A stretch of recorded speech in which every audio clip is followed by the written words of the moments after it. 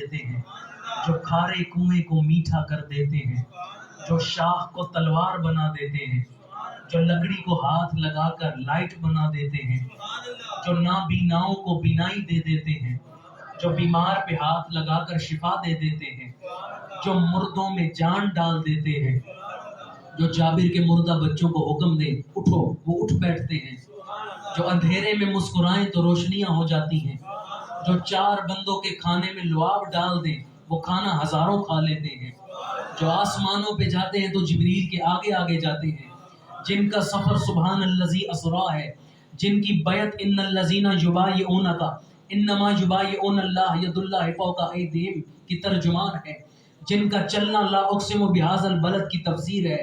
جن کا دیکھنا ما زاغ البصر وما طغی ہے، والنجم جن کا سفر سے آنا ہے، جو لا مقام پر جاتے ہیں اور جب واپس آتے ہیں تو دروازے کی کنڈی بھی ہل رہی ہوتی ہے، بستر بھی گرم ہوتا ہے، وہ سو جائیں تو معراج منامی، وہ جاگ جائیں تو خدا سے ہم کلامی، وہ حبشی کے چہرے پہ ہاتھ پھیر دیں تو چہرہ مثل چاند منور ہو جاتا ہے،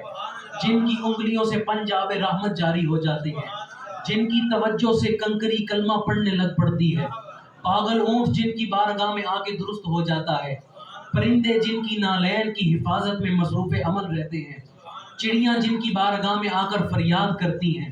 گوہ جن کا کلمہ پڑھتی ہے، بھیڑیا جن کی ختم نبوت کی گواہی دیتا ہے، بکریاں جن کی رسالت پر قربان جاتی ہیں، جو لڑتے ہوں کو ملا دیتے ہیں، جو روتے ہوں کو ہنسا دیتے ہیں، جن کا جلوہ دیکھنے کے لیے جبریل سدرہ سے دوڑتے آتے ہیں، جن کا جلوہ دیکھنے کے لیے اسرائیل آئیں تو اجازت لے کر آتے ہیں، میکائیل دامن پسارتے ہیں، جن کی بارگاہ میں جنات آئیں تو جھجکتے ہوئے آتے ہیں، جن کی چوکھٹ پہ آدم کی آدمیت شرافت کی خیرات مانگتی ہے، نوح کی شجاعت جن کے در کی کنیز ہے، شوکت سلیمان جن کے در پہ سائل بنی کھڑی ہے، دم عیسیٰ جن کی بارگاہ میں سلام پیش کر رہا ہے، دعائے ابراہیمی جن کی بارگاہ میں درود پیش کر رہی ہے،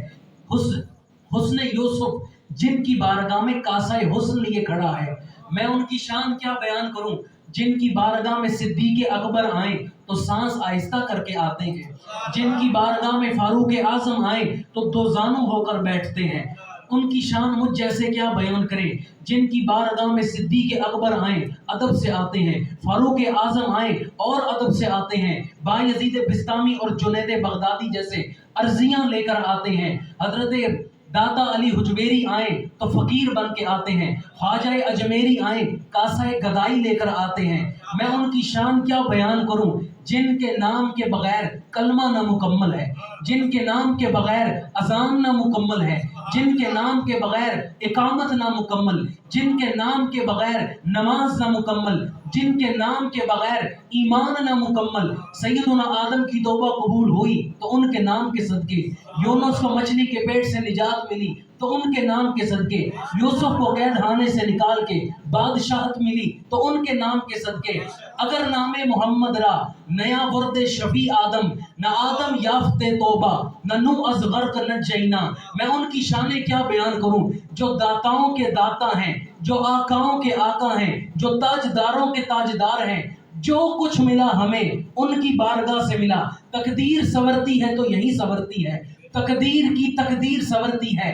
تو یہی سنورتی ہے، ایسی شانوں والے آقا کو کس نام سے پکاریں، کس نام سے حضور آپ کو پکاریں، ایک شاعر کہتے ہیں کس نام سے پکارے تمہیں، کیا کیا کہا کریں، دیکھا ہو جس نے آپ کو مولا وہ کیا کہے،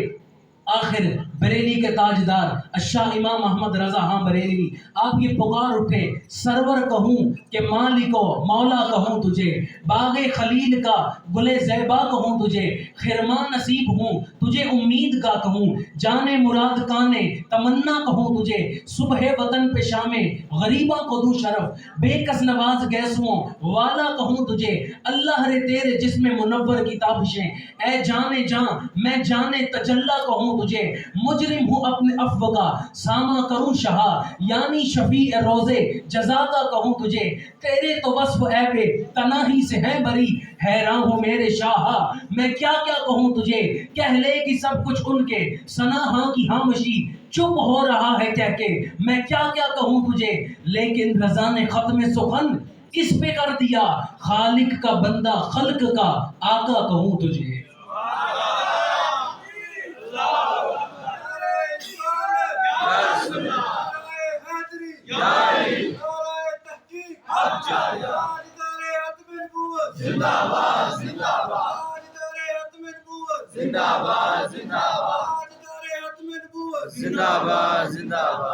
اعلیٰ حضرت کے اس کلام پر قربان جاؤں۔ آپ کہتے ہیں یا رسول اللہ میں آپ کو کس کس نام سے پکارا کروں؟ حضور آپ کو سرور کہوں کہ مالک ہو، مولا کہوں؟ حضور آپ کو بادشاہ بولوں یا مالک بولوں یا مولا بولوں؟ حضور مددگار بولوں، اپنا آقا بولوں، مالک بولوں، بادشاہ بولوں، کیا کیا بولوں آپ کو؟ سرور کہوں کہ مالک ہو، مولا کہوں تجھے، باغ خلیل کا گل زیبا کہوں تجھے، تیرے تو وصف عیب تناہی سے ہیں بری، حیران ہوں میرے شاہ میں کیا کیا کہوں تجھے۔ یہ شعر سنیں اور رشک کریں اپنی قسمت پہ کہ ہم حضور کے غلام ہیں۔ کسی کی شانیں ختم ہو جائیں نا، بندہ کہ اس میں یہ شان ہے، یہ کوالٹی ہے، یہ کوالٹی ہے، اس کے بعد ختم اور کوئی شان نہیں ہے، تو یہ اس کی بے عزتی ہے،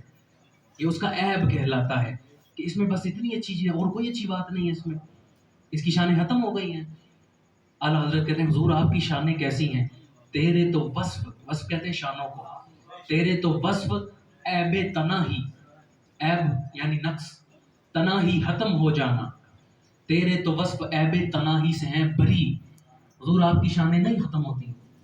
پھر میں کیا کروں؟ حیران ہوں میرے شاہ میں کیا کیا کہوں تجھے، لیکن رضا نے ختم سخن اس پہ کر دیا۔ اس جملے میں ذرا میں یہی لفظ بیچارگی دیکھیں اعلیٰ حضرت کی، کہتے ہیں میں کیا کروں، میں بیان نہیں کر پا رہا، میرے سے اب لفظ نہیں مل رہے، میں کیا کروں؟ لیکن رضا نے ختم سخن اس پہ کر دیا، خالق کا بندہ خلق کا آقا کہوں تجھے، کہ حضور آپ اللہ کے بندے ہیں، مالک کے بندے ہیں اور مخلوق میں سب کے آقا ہیں۔ اس سے بڑا کوئی اعزاز نہیں ہو سکتا کہ آپ اللہ نہیں ہیں، اللہ کے بیٹے نہیں ہیں، لیکن اللہ کے بندے ہیں، لیکن اس کے بعد اللہ نے جو جو بنایا حضور آپ اس کے آقا و مولا ہیں۔ اب اللہ نے ہمیں بھی بنایا ہے، کیا خیال ہے؟ اللہ نے ہمیں بھی بنایا نا، تو حضور ہمارے بھی آقا و مولا ہیں۔ آقا اور مولا اچھے ہوں، اگر ویسے بھی اگر آقا کا مطلب آپ کا بادشاہ کہہ لیں۔